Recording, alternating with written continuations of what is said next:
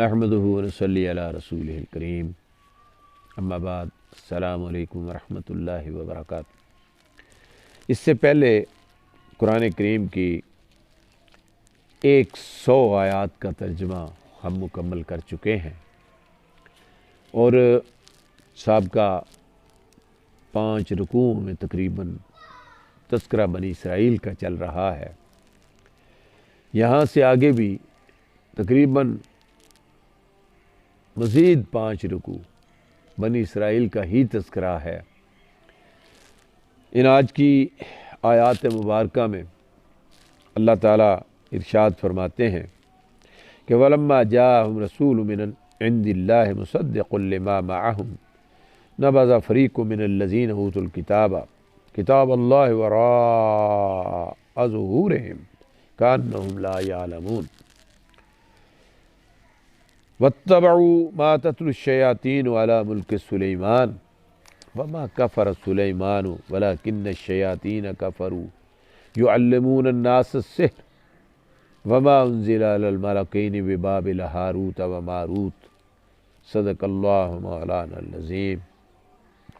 یہاں رب کائنات نے ایک تو پہلی آیت مبارکہ میں آیت نمبر 101 میں جنرلی یہ بات ارشاد فرمائی ہے کہ جب بھی اللہ تعالیٰ کے ہاں سے کوئی رسول وہ ان کتابوں کی تائید و تصدیق کرتا ہوا یہاں تشریف لایا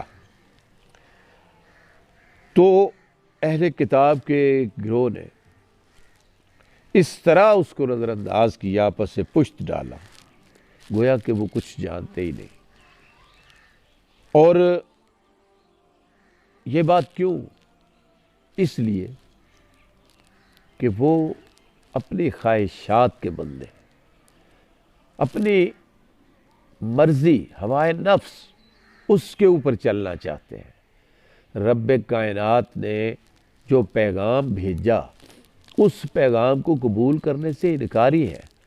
اس لیے انکاری ہے کہ ان کی اس چودراہٹ پہ زد پڑ رہی ہے جو اللہ تعالیٰ نے ان سے اب چھین لی، امامت ختم کر دی گئی، امامت امت مسلمہ کو دے دی گئی۔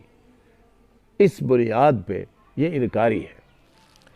اب اللہ تعالیٰ فرما رہے ہیں کہ یہ کتاب اللہ قرآن کریم یہ تصدیق کر رہی ہے، حضور اکرم صلی اللہ علیہ وسلم تصدیق فرما رہے ہیں سابقہ انبیاء کی، سابقہ کتابوں کی، لیکن یہ انکار کرنے والے ہیں۔ اور انکار کرنے کے بعد ان کا طرز عمل کیا ہے؟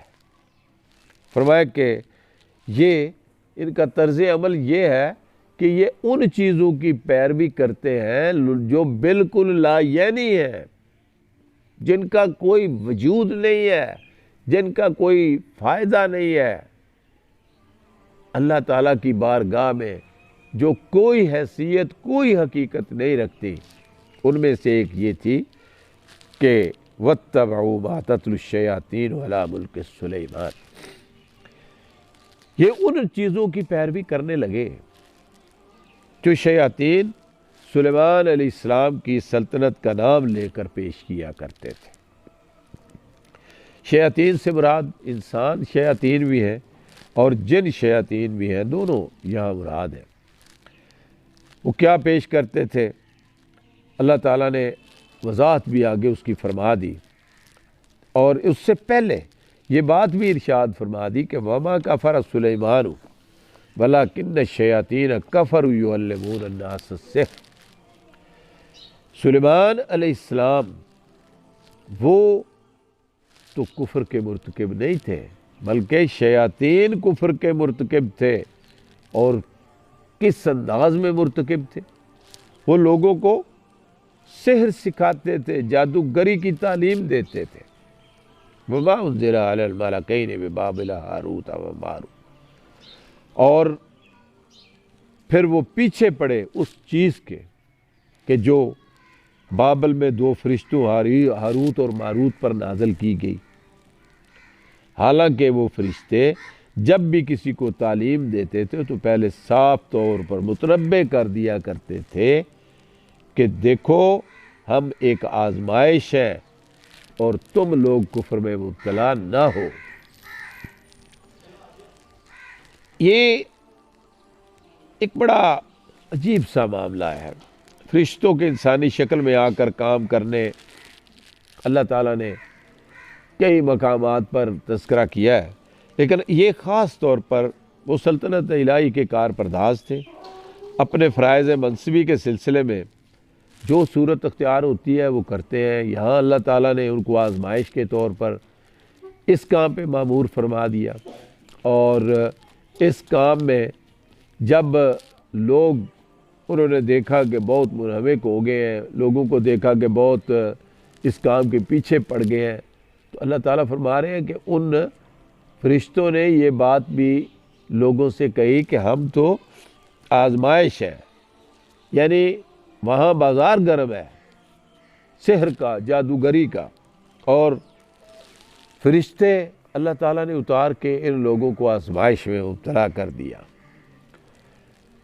لوگوں کو وہ منبہ کرتے کہ تم کفر میں مبتلا نہ ہو۔ فَيَتَعَلَّمُونَ مِنْهُمَا مَا يُفَرِّقُونَ بِهِ بَيْنَ الْمَرْءِ وَزَوْجِهِ۔ ان کی یہ خباثت کیوں تھی؟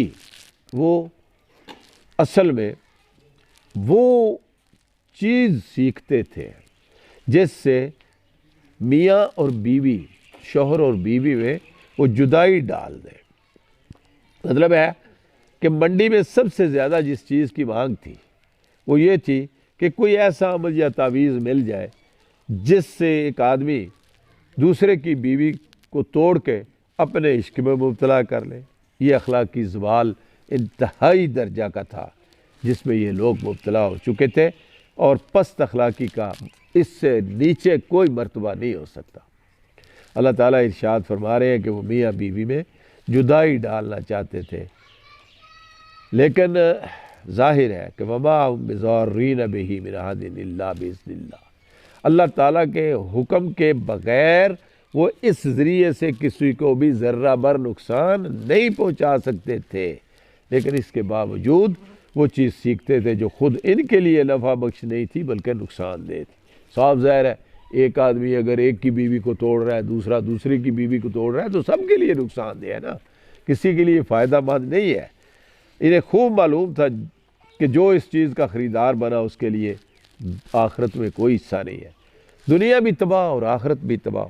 وَلَبِئْسَ مَا شَرَوْا بِهِ أَنفُسَهُمْ لَوْ كَانُوا يَعْلَمُونَ، اور بہت ہی بری چیز تھی جس کے بدلے اپنی جانوں کو انہوں نے بیچ ڈالا۔ اے کاش انہیں معلوم ہوتا، کاش یہ لوگ جانتے کہ یہ اپنی دنیا بھی تباہ کر رہے ہیں، اپنی آخرت بھی برباد کر رہے ہیں۔ اللہ تعالیٰ نے اس چیز کا تذکرہ کرنے کے ساتھ ہی ان کی ان خباثتوں کو انسانوں پہ واضح کر دیا کہ جو یہ ہر دور میں کرتے رہے۔ میں اللہ تعالیٰ سے دعا کرتا ہوں کہ اللہ تعالیٰ اہل ایمان کو ان خصوصیات اور کیفیات سے بچائے۔ وآخر دعوانا الحمدللہ رب العالمین۔